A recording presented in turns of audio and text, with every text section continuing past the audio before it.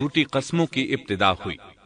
اس نے ان دونوں کو فریب دے کر بہکا لیا، جیسا کہ فرمایا فَدَلَّاهُمَا بِغُرُورٍ، یعنی دھوکے سے انہیں پھسلایا، حالانکہ انہیں کسی چیز کی کمی نہیں تھی۔ بھلا وہاں کیا محتاجی ہو سکتی تھی؟ جنت میں سکون سے زندگی بسر کر رہے تھے۔ جنت سے بڑھ کر کیا چاہیے؟ ہمیشہ کے لیے جنت مل چکی تھی۔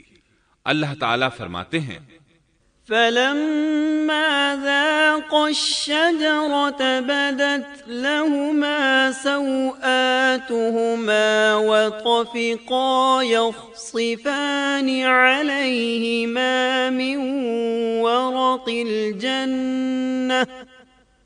ان دونوں نے جب درخت کو چکھا، دونوں کا پردہ بدن ایک دوسرے کے روبرو کھل گیا، دونوں اپنے بدنوں پر درختوں کے پتے جوڑ جوڑ کر رکھنے لگے۔ کپڑے اترنے پر دونوں کو حیا آئی، اس لیے کہ انسان کی فطرت میں برہنہ ہونے کی ناپسندیدگی شامل ہے۔ برہنہ ہو گئے تو کوئی لباس نہیں تھا، اس لیے درختوں کے پتے جوڑ کر جسم ڈھانپنے لگے۔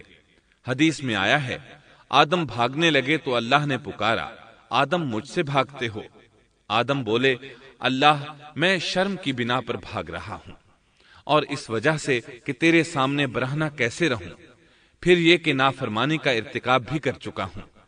یہاں ایک سوال پیدا ہوتا ہے، دونوں میں سے پہلے کھانے والا کون تھا؟ اس بارے میں راجح قول یہ ہے کہ وہ حوا علیہ السلام تھی۔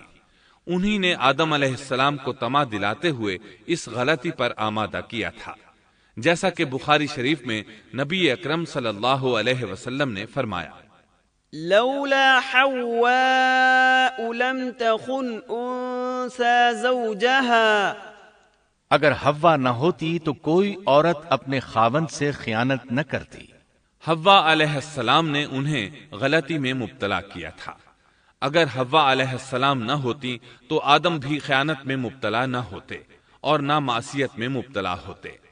تب اللہ نے انہیں پکارا، وَنَادَاهُمَا رَبُّهُمَا أَلَمْ أَنْهَكُمَا أَنْ تِلْكُمَا الشَّجَرَةِ وَأَقُلْ لَكُمَا إِنَّ الشَّيْطَانَ لَكُمَا عَدُوٌّ مُبِينٌ۔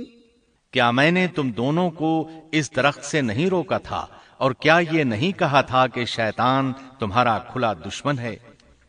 اب توجہ طلب بات یہ ہے کہ اس موقع پر دونوں نے کیا طرز عمل اختیار کیا؟ کیا وہ دونوں اپنی معصیت پر بضد رہے اور تکبر کرنے لگے،